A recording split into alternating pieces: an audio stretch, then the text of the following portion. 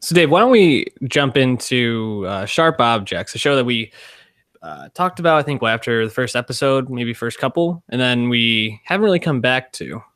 But it wrapped up last night, 8-episode miniseries starring Amy Adams, uh, Chris Messina, Patricia Clarkson, Eliza Scanlon played Amma in this. There's a lot to dig into here, especially if if you want to talk about how that finale ended. But why don't we just give our general thoughts of the show overall? Like, what did you like about it, or what didn't work for you? Yeah, no, it's funny. It's actually become quite the polarizing show in terms of people having time for it or not, the lack thereof. Um, I think the mood, the vibe the show has and had throughout the whole run, the whole 8 episodes, was pretty strong. I think what's cool about it is that it doesn't really feel like other mystery shows, other crime shows. Um, Jean-Marc Vallet's editing and cut was pretty cool for the most part. I thought sometimes the flashbacks were a little obtuse and unnecessary, but it was a show I didn't expect to need to be really paying attention to. Because there's a lot of stuff that you would miss if you're only casually paying attention.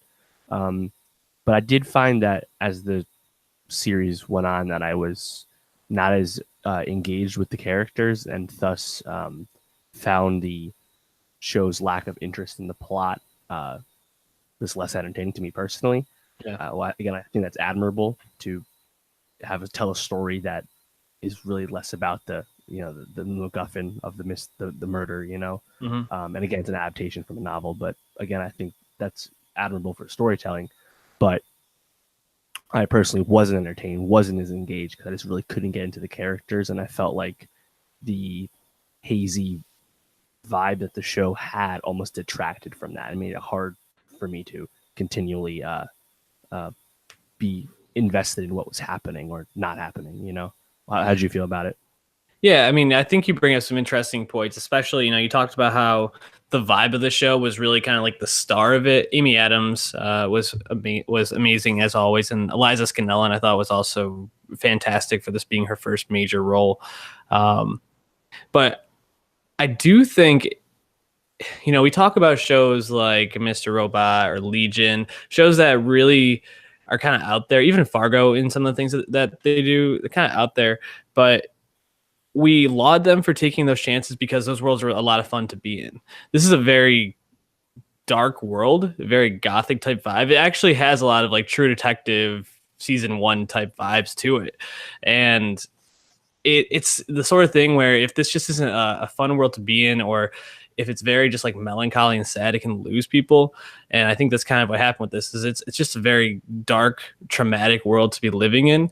And if you don't have enough intrigue in what's actually going on with the story, people are going to become less interested. Now, I don't think that takes away that this was, I think, a really well done show, and that, again, the performances I think were great, and there's a lot to like about it. Especially, and the way I probably like most is that this is probably going to be it. They're not going to make a season 2 of this show. Yeah, Casey Boys confirmed that already. They're not doing second season. Even he said Amy Adams doesn't want to revisit the character, which I think you blame her. It's dark, very dark. Thing.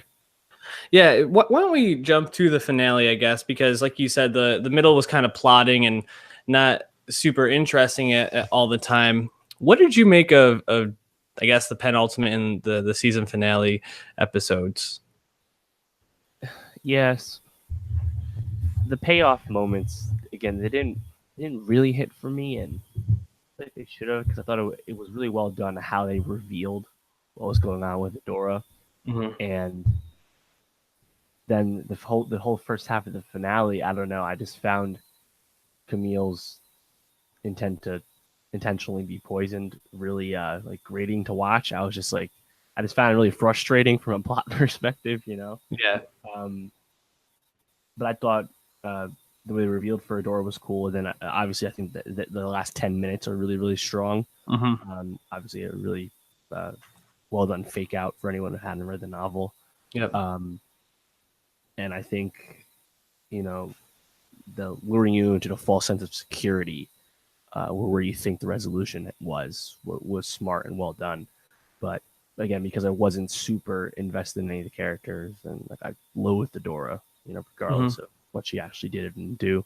I just it was tough to like to I don't know. It was good. Like it's more a show like I respect than I like was super entertained by. Yeah, it's so the I found myself in like the last 10 minutes after, they were living in St. Louis together. I was kind of like, why are they showing all this? Like, I don't really like I once I know that they're established, I don't really care too much about like what their lives are like there or how they're getting on. But then it made a lot of sense once you see like the mid credit scene and kind of how like what the twist was to all of this and what was really going on with Emma. Um, but again, it's the sort of thing where you like I my first thought was I'd really like to go back and watch the show and see like the performances and how everything is now knowing what the twist is. But it's also a show I don't really want to go back and watch again this soon. Maybe in the future, I'd want to revisit it, but God knows with how much TV we have to get to already, that's not going to happen. Right. Well, that's one of the things everyone's kind of sharing today is that the answers were in front of us the whole time. Like when Amma was quoting Machiavelli, when they were there when they found the dead girl, her and her friends. It's like there are all these little things, but at the same point, it's like I just don't know if it matters to me. Like the obvious comparison, like it's funny because like we all compared this to Big Little Lies because it was HBO miniseries with Jean-Marc, right?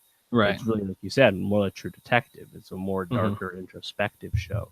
Big Little Lies is just flat out more entertaining because it's very campy and it lets performers just have fun. And another show that the plot wasn't as important as you expect from a mystery type show, but there was definitely more plot movement in that. So yeah, it's I think it's definitely worth watching, especially if you appreciate TV, because again, it doesn't like it's not like something like Mosaic that was on HBO earlier this year, which is kind of a by the numbers mystery show. Doesn't do anything that unique, right? This does plenty unique, and it's maybe it's just my expectations or my desires for the show were just off base, So again, it's a show I think is good. I think Amy Adams definitely deserves an Emmy nomination in the limited series category.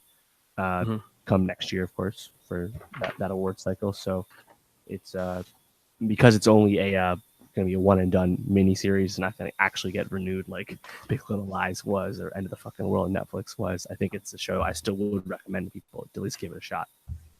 Yeah, like I said, the performances alone are worth watching, and I think there's so much about the show that's well done, just the way it's created, the way it's shot, the cutbacks, like you said. There's enough there to warrant liking it, even if at parts it's a little boring.